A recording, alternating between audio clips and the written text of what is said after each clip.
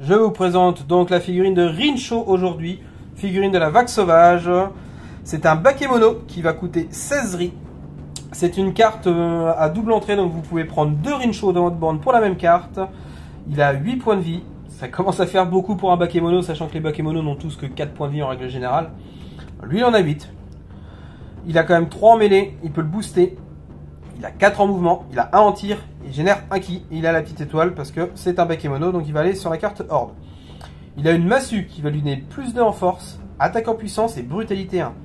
On commence à voir déjà que Pepper il tape. Il a une armure 1, la bravoure, la peur 4 et la régénération pour 2. Que dire de ce petit gars déjà 8 points de vie, c'est déjà énorme pour un bakemono. Il régène 2 points de vie par tour, donc ça commence à être pas mal. Il a une armure 1, donc il va encaisser entre ses 8 points de vie, son armure 1 et sa régène derrière. Il va falloir quand même mettre des ressources pour pouvoir le dégommer. Si vous voulez le faire taper, que dire, brutalité 1, 3D, plus 2 en force, ça tabasse quoi. Donc l'attaque en puissance pour enfoncer le clou derrière, il y a moyen de faire des trucs. Vraiment sympathique.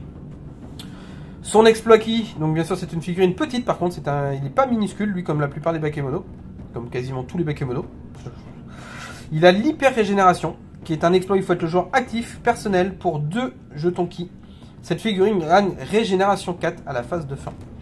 Donc au lieu d'être régénération 2, il va être régénération 4. Donc lui clairement, si votre adversaire ne le tue pas en un tour, ça va être très compliqué parce que vous allez pouvoir le régénérer de 4 à chaque tour. Donc c'est vraiment pas évident de dégommer une figurine qui va pouvoir se soigner de 4 points de vie à chaque tour. Il a un petit effet unique qui se coule, qui est bien sympathique. Si cette figurine supporte des blessures sur son compteur de santé, elle gagne agressivité. Alors ça c'est plutôt un malus qu'un bonus. Par contre, il gagne combo 0 et peur 6. Et là, ça commence à causer. Cette figurine réussit automatiquement les tests de peur causés par des figurines de petite taille. Ça aussi c'est pas mal. C'est plutôt vraiment pas mal. Que dire, s'il est blessé, en fait, à partir du moment qu'il va commencer à être blessé, il va gagner combo 0 et peur 6. Vous allez dire, ouais, mais il se régénère. Je dis oui, mais si votre adversaire l'engage une première fois, le blesse, derrière vous gagnez le combo et la peur 6. Alors la peur 6 ça fonctionnera pas parce que vous êtes déjà en mêlée. Par contre, vous gagnez le combo 0 quoi. Donc vous l'activez et vous savatez votre adversaire. Vous lui envoyez un combo 0 dans la tête avec un mec qui balance 3D, plus 2 en force, brutalité 1. Vous faites un petit boost de mêlée qui va bien pour le passer à 4D et assurer le coup et mettre 3D en attaque et 1D en défense quand même au cas où. Vous allez faire des dégâts. Hein. Avec le combo, ça va pas rigoler quand même. Hein. Donc non, très bonne figurine chez les bakemonos. Moi, je m'en sers principalement en gardien de but. Enfin, en gardien de but. Je le mets au milieu de table, devant un objectif, dans une porte, entre guillemets, entre 2 décors infranchissables.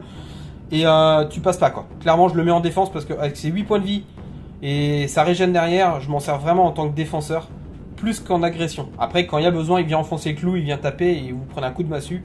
Et ça fait pas rire. Donc bon petit bakemono qui fait plaisir et qui complète bien les petits bakemonos qui ont des bras en carton. Lui c'est pas le cas.